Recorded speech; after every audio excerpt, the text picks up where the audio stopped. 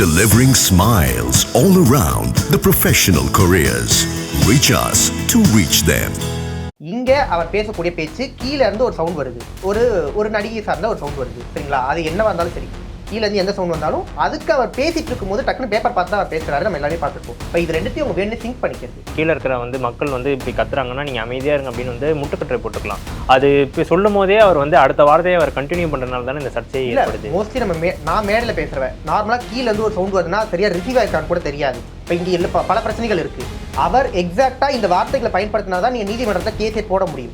அவசர அவசரமாக ஒரு நீதிமன்றத்தில் ஒரு கேஸ் போடுறாங்க. இதை நீங்கள் இப்போ அரெஸ்ட் பண்ணக்கூடாதுன்னு சொன்னதுக்கப்பா கூட அவசர அவசரமாக கைது பண்ணுறது. ஒரு அரசு வேகமாக செயல்படுதுன்னா காரணம் என்ன நாங்கள் கேட்போம்ல. இன்னைக்கு நாளைக்கு பட்ஜெட்டு கூட்டத்தொடர் நடக்குது. ஒரு ஆளுங்கட்சின்றது ஒரு ஜனநாயகத்துக்கு எவ்வளோ இம்பார்ட்டன்ஸோ அதுக்கு நிகராக எதிர்கட்சின்றது ரொம்ப முக்கியம். அவர் பேசக்கூடியதுன்னா எதிர்ப்பு தெரிவிக்கலாம். ஆனால் எவ்வளவோ மோசமான பிரச்சனைகள் இதுக்கெல்லாம் உங்களுக்கு கோவம் இல்லை. பெரியார சீமானவர்கள் எவ்வளவு கொச்சா பேசிப்பாங்க. உங்களுடைய கொள்கை தலைவர் தானே, அன்னைக்கு உங்களுக்கு இந்த கோவம்லாம் வரல. ஒரே ஒரு சீன் ரீக்ரியேட் பண்ணணும். அவன் மட்டும் காவேரிக்கு போனான்னா தண்ணியை கையோடு அள்ளிட்டு வந்துருவா சார் அப்படின்னு சொல்லிட்டு கில்லியில் ஒரு டைலாக் வரல. அந்த வசனத்தை எப்படியாச்சும் ரீக்ரியேட் பண்ணிடணும். இங்கே பிரிட்ஜ் மேலே ஒரு 100 அடி நின்று எடுத்தாச்சு, சரி ஓகே, சும்மா ரோட்டில் நடக்கிறது எடுத்தாச்சு, மக்களை சந்திக்கிறது எடுத்தாச்சு, அங்கேருந்து ஒரு பொண்ணு பார்க்குது, ரசிகை தன்னுடைய அன்பை வாடி தெளித்தாள், இப்படி 10 கட்டு போட்டாச்சு. அடுத்து என்ன பண்ணலாம்? சரி வாங்க. ஆகாயம் நேயர்களுக்கு வணக்கம். இன்னைக்கு நம்ம கூட ஜென்சி டிஎம்கே மீட் ஒருங்கிணைப்பாளர் ஹேமந்த் அவர்கள் இணைஞ்சிருக்காங்க. வணக்கம். வணக்கம். தஞ்சாவூரில் எதிர்க்கட்சி தலைவர் உதயநிதி அவர்களோட பேச்சு ஒரு பக்கம் ரொம்ப ட்ரோல் ஆகிட்டு இருக்கு. இன்னொரு பக்கம் இன்னைக்கு காலையில் அவரை அரெஸ்ட் பண்ணிட்டாங்க. இப்போ கோர்ட் அவரை ரிலீஸ் பண்ணுங்க அப்படின்னு ஒரு ஆர்டர் வந்துருச்சு. தமிழ்நாடு அரசோட இந்த ஆக்ஷன் எப்படி பார்க்குறீங்க? முதல்ல ஜூன் 12ஆம் தேதி அப்பயே காவேரி தண்ணி திறந்து விட்டுக்கப்பட வேண்டியது. தொடர்ச்சியாக பல்வேறு அங்கேருந்து வரக்கூடிய ப்ரெஷர்ஸ், ஸோ அமைதி காத்து இதை எப்படா டைவர்ஷன் எடுக்கலாம்னு சொல்லிட்டு தொடர்ந்து முயற்சி பண்ணிட்டாங்க. ஏதோ இயற்கையின் வழிவாக நீர் திறந்து விடப்பட்டாச்சு. இப்போ இதுக்கு எதிரான போராட்டம் தான் அங்கே நடந்துச்சு, நம்ம எல்லாருக்குமே தெரியும். அப்போ இங்கே அவர் பேசக்கூடிய பேச்சு கீழே இருந்து ஒரு சவுண்ட் வருது, ஒரு நடிகை சார்ந்த ஒரு சவுண்ட் வருது, சரிங்களா? அது என்னவா இருந்தாலும் சரி, கீழே இருந்து எந்த சவுண்ட் வந்தாலும் அதுக்கு அவர் பேசிட்டு இருக்கும்போது டக்குன்னு பேப்பர் பார்த்து தான் அவர் பேசுறாரு, நம்ம எல்லாரையும் பார்த்துருப்போம். இப்போ இது ரெண்டுத்தையும் அவங்க வேணும் சிங்க் பண்ணிக்கிறது. இப்போ இது அவர் நேரடியாக ஒரு வார்த்தையை பேசினாரா? இப்போ கேள்வி கேட்கக்கூடிய கேள்வினா அவர் நேரடியாக இந்த நடிகை இந்த வார்த்தையை சொல்லிதான் பேசினாரான்றதான் முதல் கேள்வியே. இப்போ அதுவே அந்த இடத்துல ப்ரூஃப் ஆகலை. இப்போ அவசர அவசரமாக ஒரு கைது. இது வரைக்கும் கர்நாடகா இவ்வளோ பெரிய ரஜினி சார்ந்து இவ்வளோ பிரச்சனை பண்ணிட்டு இருக்கு. அப்பெல்லாம் தாவேக்காவினருக்கு எந்த விதமான கோமும் வரல, சொரணை இல்லாமலே இருந்தாங்கன்னு சொல்லாமே. இப்போ ஏன்னா நேரடியாக ஒரு முதலமைச்சரை நீங்கள் வர வேண்டாம்னு சொல்லும் போது கூட அவங்க இவ்வளோ கோவப்படலை. அவ்வளவு இதுக்கு முன்னாடி திமுக கவர்மெண்ட் இருந்துச்சு, அதனால நாங்கள் அது மாதிரி பண்ணிட்டு இருந்தோம். இப்போ இருக்கக்கூடிய கவர்மெண்ட் மாறி இருக்கு நாங்கள் பண்ணும்போது அப்போ அவங்க சொல்றது இன்டெரக்டாக என்னன்னா, விஜய் அவர்களுக்கு அந்த அளவுக்கு எஃபிஷியண்டான ஒரு பர்சன் கிடையாது அப்படின்றத அவங்க இன்டெரக்டாக சொல்ல வராங்க. அப்போ கூட நம்ம மாற்றுக் கட்சி சகோதரர்களுக்கு உணர்ச்சி வரல, கேள்வி வரல. ஒன்றிய அரசு நீட்டை அவ்வளோ தூரம் இம்போஸ் பண்ணுச்சு, தொடர்ச்சியாக இங்கே பல்வேறு மாணவர்கள் போராடினாங்க, அவங்களும் முடக்க நினைச்சாங்க. அப்போ கூட இந்த தாவேக்காவினருக்கு கொஞ்சம் கூட கோவம் வரல. ஆனால் திடீர்னு முன்னாள் துணை முதலமைச்சர் ஒரு வார்த்தை சொல்லிட்டாரு, எதிர்கட்சி தலைவர் ஒரு வார்த்தை சொல்லிட்டாருன்னே அவர் உருவப்படத்தை கொளுத்தது என்ன, எதிர்க்கிறது என்ன, மொத்த மகளிர் அணி இவ்வளோ ஃபாஸ்ட்டாக இருப்பாங்களா? இந்த வேகம் இதுக்கு முன்னாடி ஸ்ரீவைகுண்டத்தில் நடந்துச்சுல, அன்னைக்கும் இருந்திருக்கலாமே அப்படின்றதான் எனக்கு தோணுச்சு. அவங்க சொல்றாங்க, இப்போ கீழே இருக்கிற மக்கள் இப்படி கத்துறாங்கன்னா நீங்க அமைதியா இருங்க அப்படின்னு முட்டுக்கட்டை போட்டுக்கலாம். அது இப்போ சொல்லும் போதே அவர் அடுத்த வாரத்தையே அவர் கண்டினியூ பண்றதுனால தானே இந்த சர்ச்சையை ஏற்படுது. மோஸ்ட்லி நான் மேடையில் பேசுறேன், நார்மலாக கீழே இருந்து ஒரு சவுண்ட் வருதுன்னா சரியா ரிசீவ் ஆயிருக்கான்னு கூட தெரியாது. இப்போ இங்கே இல்லை பல பிரச்சனைகள் இருக்குது. அவர் எக்ஸாக்டாக இந்த வார்த்தைகளை பயன்படுத்தினா தான் நீங்கள் நீதிமன்றத்தில் கேஸே போட முடியும், சரிங்களா? அவசர அவசரமாக ஒரு நீதிமன்றத்தில் ஒரு கேஸ் போடுறாங்க. இதை நீங்கள் இப்போ அரெஸ்ட் பண்ணக்கூடாதுன்னு சொன்னதுக்கப்பா கூட அவசர அவசரமாக கைது பண்ணுறது. ஒரு அரசு வேகமாக செயல்படுதுன்னா காரணம் என்ன நாங்கள் கேட்போம்ல. இன்னைக்கு நாளைக்கு பட்ஜெட்டு கூட்டத்தொடர் நடக்குது. எப்பயுமே எதிர்கட்சி தலைவருக்கு பேசக்கூடிய நேரம் அதிகம், சான்ஸ் அதிகம். அப்போ இதுக்கு முன்னாடி நீங்கள் சட்டமன்றத்தை என்ன மாதிரி பயன்படுத்துனீங்கன்றதையும் நாங்கள் பார்த்துருக்கோம். கேள்வி கேட்க முடியாமல் எத்தனை நாள் திணறீங்க, சம்மந்தமே இல்லாமல் அப்பாவை காணணும்னு நீங்கள் எத்தனை வாட்டி சொன்னீங்க, இதெல்லாம் நாங்கள் பார்த்துருக்கோம்ல. அப்போ நீங்கள் திசை திருப்பக்கூடிய அரசியல், ஏன்னா இது இன்னைக்கு நேற்று இல்லை. எங்கேயோ ஒரு எம்எல்ஏ திடீர்னு போய் ஆராய்ச்சி பண்ணிட்டு இருப்பாரு. ஆனால் அவர் இதுக்கு முன்னாடி ஒரு பாலியல் குற்றச்சாட்டு, ஏன்னா அவங்களுடைய டைவர்ஷன் பாலிடிக்ஸை நாங்கள் தொடர்ச்சியாக பார்த்துக்கிட்டே வரோம். ஒவ்வொரு விஷயத்துலையும் டைவர்ஷன் பாலிடிக்ஸாக இருப்பாங்களே. ஆகஸ்ட் 3ஆம் தேதி திடீர்னு ஆடிப்பெருக்கடிக்கு தண்ணி இல்லைன்னா என்ன பண்ண போகிறது, அப்போ அன்னைக்கு இன்னொரு ஆப்போசிட்டாக ஒரு ரீல் ட்ரெண்ட் பண்ணணும், இங்கே ஒரு பிரச்சனை போயிட்டு இருக்கு கவனிக்கூடாதுன்னா திடீர்னு சம்மந்தமே இல்லாமல் பார்த்தீங்களா இவ்வளோ தூரத்தில் இருக்கக்கூடிய முதலமைச்சர் காத்துல அவருடைய முடி ஆடுது, கோட் அசையுது.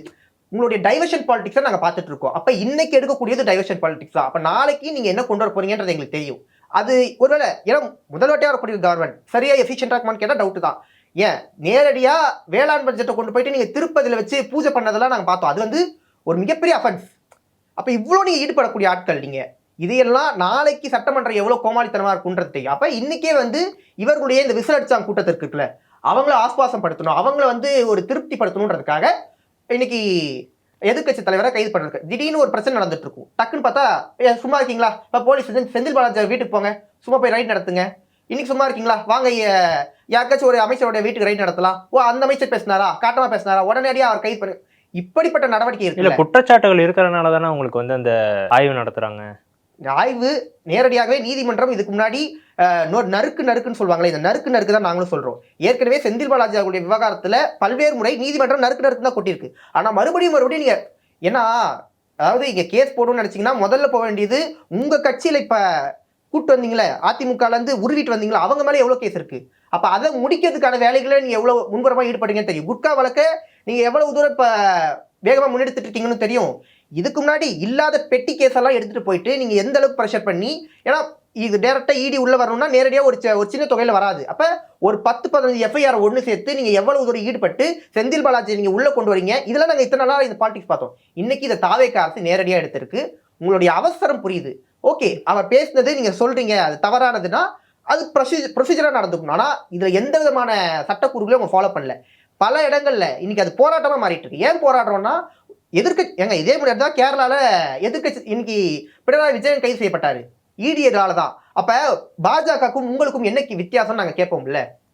அப்ப இப்படிப்பட்ட நடவடிக்கைகளை தான் தொடர்ந்து ஈடுபட்டு இருக்காங்க. இது வன்மைக்குரிய. ஏன்னா ஒரு ஆளுங்கட்சின்றது ஒரு ஜனநாயகத்துக்கு எவ்வளவு இம்பார்ட்டன்ஸோ அதுக்கு நிகராக எதிர்கட்சின்றது ரொம்ப முக்கியம். அவர் பேசக்கூடியதுன்னா எதிர்ப்பு தெரிவிக்கலாம். ஆனா எவ்வளவோ மோசமான பிரச்சனைகள், சரிங்களா, நான் இதே தான் கேள்வி கேட்கிறேன்.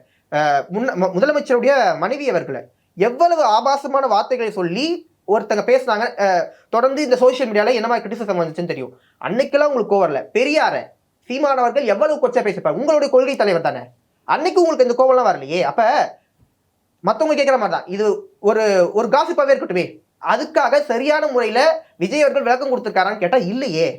அப்போ இதுவே இங்கே கேள்விக்குறியா இருக்கு. அப்போ உங்களுக்கு திடீர்னு இது கோவம் வருதுன்னா மீண்டும் மீண்டும் நீங்கள் ஒரு சின்ன விஷயத்த ஊதி பெருசாக்குறீங்க. ஏன்னா பெண்கள் கேஸில் போட்டுட்டா, இந்த மாதிரி சின்ன பெட்டி கேஸில் உள்ள போட்டால் அது வந்து அவங்களுக்கு அவமானம் ஆயிடும். நீங்கள் ஒரு ஏன்னா இது முன்னாடி அன்பானந்தம் அவர் கேஸாக இருக்கட்டும், சரண் ஜெயராமன், இந்த மாதிரி ஜென்சி சேர்ந்த பல பேர் கைது பண்ணப்பட்டாங்க, பல ஜேர்னலிஸ்டே கைது பண்ணப்பட்டாங்க. அப்ப இது மாதிரி பெட்டி கேஸ்ல போட்டு கைது பண்ணா அவங்க வெளில வர மாட்டாங்க. இது வந்து ஒரு ஒரு இழிவான பார்வை தானே, இழிவான நடவடிக்கை தானே. பாசத்துக்கும் பாயாசத்துக்கும் உள்ள வித்தியாசம் இதுதான் நான் பாக்குறேன். இல்ல இப்ப இந்த அன்பானந்தம் அரெஸ்ட் பண்ண சொல்றீங்க, இப்போ ஒரு கேஸ் வந்து நடந்துகிட்டு இருக்கு, செங்கல்பட்டு கோர்ட்ல வந்து நடந்துகிட்டு இருக்கு, அதை பத்தி பேசுறதே முதல்ல வந்து தவறு தானே. ஆமா, கண்டிப்பா அதை நான் ஏத்துக்கிறேன். ஆனா விஜய் அவர்கள் இதுக்கு நேரடியாக அவர் என்ன பேசினாருன்றதை நான் பதில் கேட்பல. எனக்கு ஒருத்தவங்களை பர்சனல் லைஃப் எடுத்து பேசுறது எனக்கு உடன்பாடு இல்லை. ஆனா இங்க பேசப்பட வேண்டிய விஷயம்னு ஒன்று இருக்கு. ஒரு பெண் நேரடியா வந்து எனக்கு பிசிக்கலாவும் மென்டலாவும் பினான்சியலாவும் எனக்கு வந்து பல விதத்துல விஜய் அவர்கள் துன்புறுத்திருக்காங்கன்றத அவங்க சொல்றாங்க, நான் சொல்ல. உடனே ஏமாளி கைது பண்ண போறாங்க. இது அந்த டிவோர்ஸோடைய முக்கியமானதுல இருக்கக்கூடிய விஷயம் தான் நான் சொல்றேன். இன்னும் ஒரு படி மேலா போயிட்டு 2021 இருந்து ஒரு நடிகையோட விஜய் அவர்களுக்கு திருமணம் கடந்த உறவு இருக்குன்றாங்க. அப்ப இது எல்லாமே கேள்விக்குறி. ஆனா இதுக்கு விஜய் அவர்களுடைய இவ்வளவு தெளிவா சொல்றாங்களே, இப்ப எதிர்த்தரப்பு இவ்வளவு தெளிவா சொல்லும் போது இங்க இருந்து என்ன சொல்றாங்கன்னா, அவ்வளவு பெரிய சீன்லாம் இல்ல, வர்த்தே இல்ல, 28 வருடம் ஒரு பெண்ணோட வாழ்ந்த ஒருவர் வர்த்தே இல்லைன்னு சொல்றது மூலமா நீங்க என்ன பண்ண வரீங்கன்னா, உங்களுக்கு கீழே இருக்கக்கூடிய இந்த விசில் அடிச்சாங்க கூட்டம் இருக்குல்ல, அவங்களுக்கு அண்ணனுக்கு ஒன்று பிரச்சனைனா அன்னிக்கவே அடிங்கடா, அன்னியில யார் வேணா போட்டு அடிங்கடான்னு சொல்லிட்டு நீங்க மறுபடியும் ஊதுறதுக்கான வேலை. அப்ப இந்த இந்த நடிகையை சுத்தி போகக்கூடியதோ அல்லது விஜயவுடைய இந்த திருமணம் விஷயத்துல அவங்களுடைய பர்சனல் எங்களுக்கு எந்த விதமான உடன்பாடும் கிடையாது, எனக்கு தேவையும் கிடையாது முதலமைச்சர் விஷயத்துல. ஆனா இது ஒரு அஃபென்ஸ், ஒரு வயலன்ஸ்ல ஈடுபட்டிருக்காரு, ஒரு டொமஸ்டிக் வயலன்ஸ்ல ஈடுபட்டிருக்காரு. அப்ப இதுக்கெல்லாம் சரியான பதில் வரல. அப்ப நார்மலாவே மக்கள் கிட்ட ஒரு சலசலப்பு இருக்கதான் செய்யும். இதுக்கு விஜய் அவர்கள் இல்ல, இத்தனை ஆண்டுகள் நாங்க வாழ்ந்தோம், இந்த காரணத்தினால நாங்க பிரிகிறோம், எக்காரணத்து கொண்டும் என் மனைவியை நீங்க எதுவும் கேள்வி கேட்க கூடாது, என் முன்னாள் மனைவியை நீங்க துன்புறுத்த கூடாதுன்னு அந்த இடத்துல அவர் ஃபுல் ஸ்டாப் வச்சிருந்தாருன்னா இது இவ்வளவு தூரம் போயிருக்காதுன்ற அவர் ஹேண்டில் பண்ணதுல இது மிகப்பெரிய பிரச்சனை இருக்கு.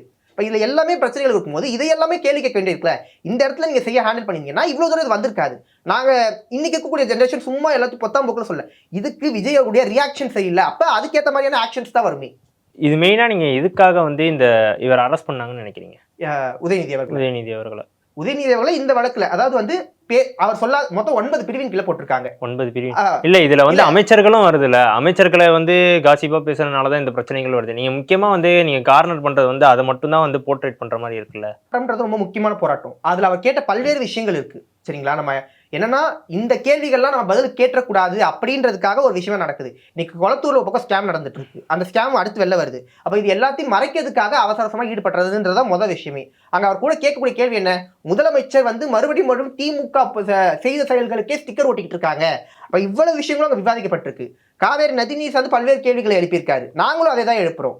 தண்ணி எங்க வரனாலும் நான் இப்படி வச்சுக்கோங்களேன், தண்ணி எங்க வரனாலும் சொல்றாருல ஒரு வார்த்தை, டாஸ்மார்க்ல கூட தண்ணி இல்லாம இருக்கட்டுமே, காவேரியில தண்ணி வந்தாகணும், இப்படி வச்சுக்கலாமா?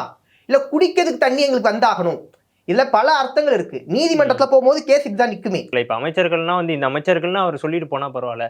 லாட்டரி விற்கிற அமைச்சரு, கட்டையை தூக்கி நிக்கிற அமைச்சரு, இந்த போதை மருந்து யூஸ் பண்ற அமைச்சரு, இந்த மாதிரி வந்து ரொம்ப வந்து அழுத்தமான வார்த்தைகள் கொடுக்கறதுனால தானே வந்து இந்த கேஸ் போட்டிருக்காங்க. வார்த்தைகள் அழுத்தமா இருக்குன்னா நீங்க முதல்ல வார்த்தைகள் யார்கிட்ட கேட்கணும்னா, வாயில நல்லா வந்துரும் டேஷ், இதெல்லாமே வார்த்தை அழுத்தம் தானே. அப்ப ஒரு ஜென்ரேஷனை கெடுக்க தொடங்கிய இடம்னு ஒண்ணு இருக்கு.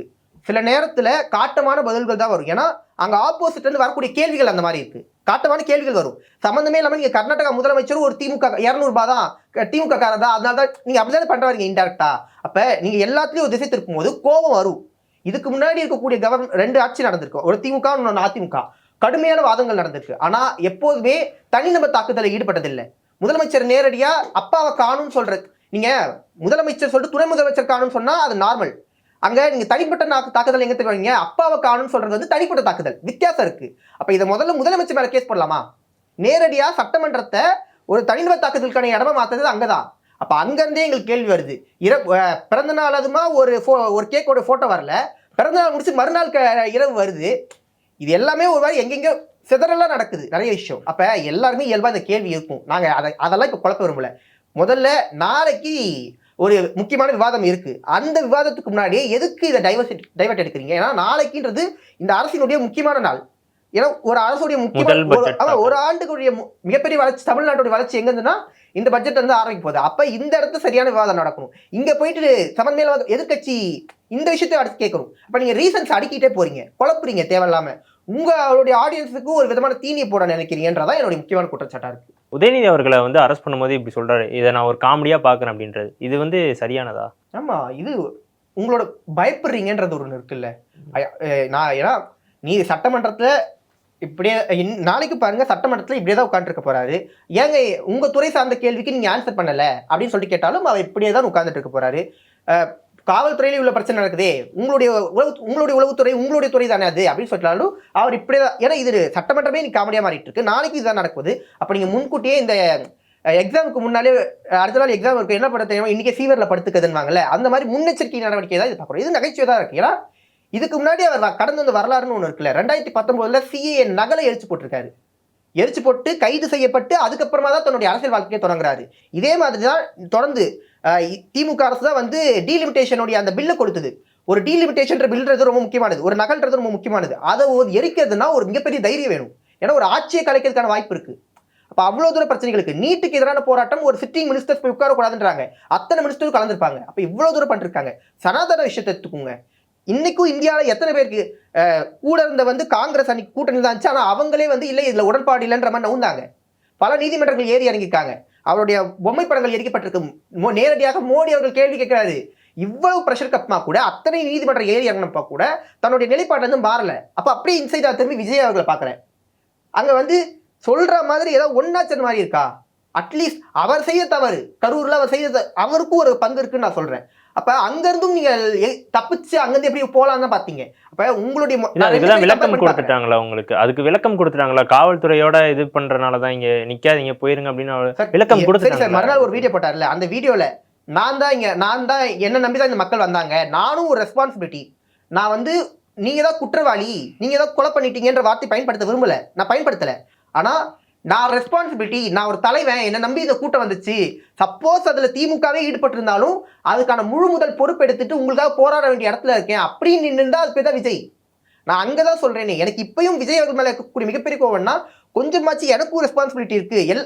இந்த பாபநாசம் படம் பார்த்துருக்கீங்கல்ல, ஆகஸ்ட் 2ஆம் தேதி போயிட்டு வந்த அந்த மாதிரி ஒவ்வொரு இடத்துலையும், சென்னையிலையும் ஒன்று சொல்வாரு, திருப்பி தஞ்சாவூர்ல திருச்சின்னு சொல்லிட்டு எல்லா இடத்துலையும் எல்லா தப்பையும் நீங்க பண்ணிட்டு ஏமால பள்ளி தூக்கி போடுற இந்த வார்த்தை மாறவே மாறா, பிசுறு தட்டாம சொல்லுவார். ஏன்னா மறுபடியும் இந்த மக்களை வந்து அவங்களே நம்ப வைக்கிறாரு, முழுக்க முழுக்க அந்த உலகத்துக்குள்ளேயே அப்படியே மூழ்கடிக்கிறாரு. இப்படிப்பட்ட வேலைகள்ல விஜய் அவர்கள் ஈடுபட்டிருக்காரு.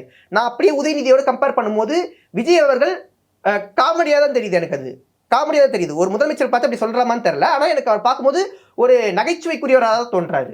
இப்ப எதிர்க்கட்சி தலைவர் உதயநிதி அவர்கள் வந்து இப்ப இந்த மாதிரி ஒரு நெகட்டிவான ஒரு இது வந்துருச்சு. ஒரு பக்கம் வந்து தாவிகவினரும் வந்து இறங்கி போராட்டம் பண்ண ஆரம்பிச்சிட்டாங்க. இது அவருக்கு வந்து நெகட்டிவ் ஆகாதா?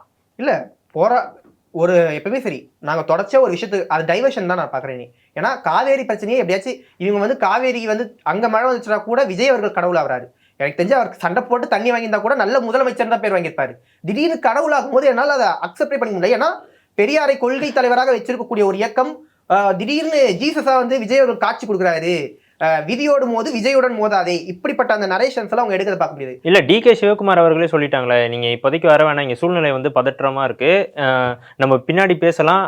விஜய் அவர்கள் தாவேக்கா தரப்புல தான் நாங்க வரோம்னு சொல்லிட்டு கோரிக்கை வைக்கப்பட்டுச்சு, நிலைமை சரியில்லை அப்படின்னு சொல்லிட்டு அவங்க சொல்றாங்க. ஆனா இது எத்தனை நாளைக்கு இப்படியே தொடர போகுதுன்னு தெரியல. மீண்டும் விஜய் அவர்கள் அங்கே போகணும்னு நினைச்சிருக்காங்க. ஒரே காரணம் தான், ஒரே ஒரு சீன் ரீக்ரியேட் பண்ணும்.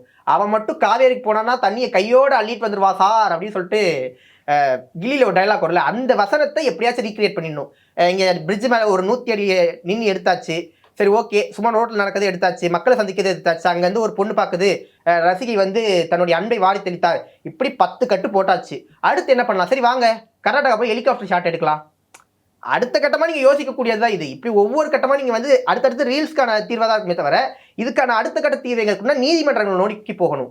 உங்களுடைய காங்கிரஸ் கவர்மெண்ட் உங்க கூட தான் இருக்கு, காங்கிரஸ் உங்க கூட தான் இன்னும் இருக்கு.